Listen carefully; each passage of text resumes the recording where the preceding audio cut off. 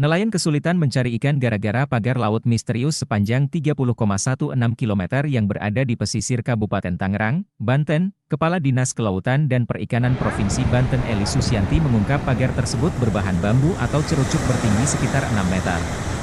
Pemerintah mengetahui pagar tersebut berdasarkan laporan warga sejak 14 Agustus 2024 lalu. Panjang 30,16 km ini meliputi 6 kecamatan, 3 desa di Kecamatan Kronjo, kemudian 3 desa di Kecamatan Kemiri, 4 desa di Kecamatan Mauk, 1 desa di Kecamatan Sukadiri, dan 3 desa di Kecamatan Paku Haji, dan 2 desa di Kecamatan Teluk Naga, ungkap Eli pada diskusi pemasalahan pemagaran laut di Tangerang, Banten.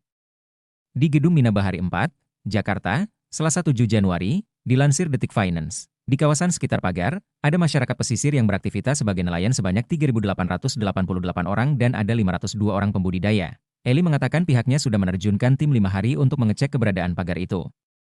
Saat itu, ada dugaan pemagaran laut sepanjang 7 km. Tim gabungan DKP bersama Polisi Khusus Pengawasan Sumber Daya Kelautan dan Perikanan, PSDKP, kembali datang ke lokasi pada 4 hingga 5 September. Tim mengungkap tak ada izin dari camat ataupun kepala desa untuk pemagaran itu.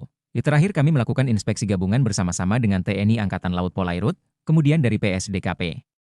Dari PUPR, dari Satpol PP, kemudian dari Dinas Perikanan Kabupaten Tangerang, kami bersama-sama melaksanakan investigasi di sana dan panjang lautnya sudah mencapai 13,12 km, terakhir malah sudah 30 km, ungkap Eli. Ia menerangkan pagar itu masuk dalam kawasan pemanfaatan umum yang tercantum dalam peraturan daerah. Perda, Provinsi Banten Nomor 1 Tahun 2023 tentang Rencana Tata Ruang Wilayah Provinsi Banten tahun 2023 hingga 2043.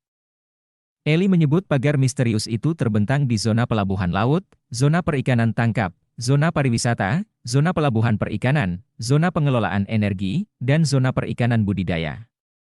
Pagar itu juga beririsan dengan rencana waduk lepas pantai yang diinisiasi oleh Bappenas. Lantas siapa yang membangun pagar misterius sepanjang 30 km itu di Laut Tangerang? Pemerintah daerah maupun pusat mengaku tidak tahu siapa pemilik pagar ilegal tersebut. Direktur Perencanaan Ruang Laut Kementerian Kelautan dan Perikanan, KKP, Suharyanto mengaku tak tahu siapa yang membangun pagar tersebut.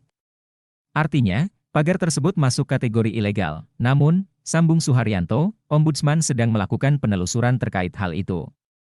Saat ditanya kemungkinan pemagaran untuk reklamasi, ia tak bisa memastikan.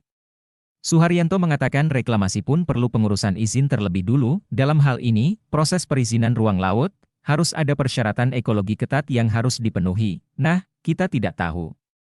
Itu, reklamasi, baru kita ketahui ketika ruang laut itu diajukan permohonan dan dalam permohonannya ada proposalnya.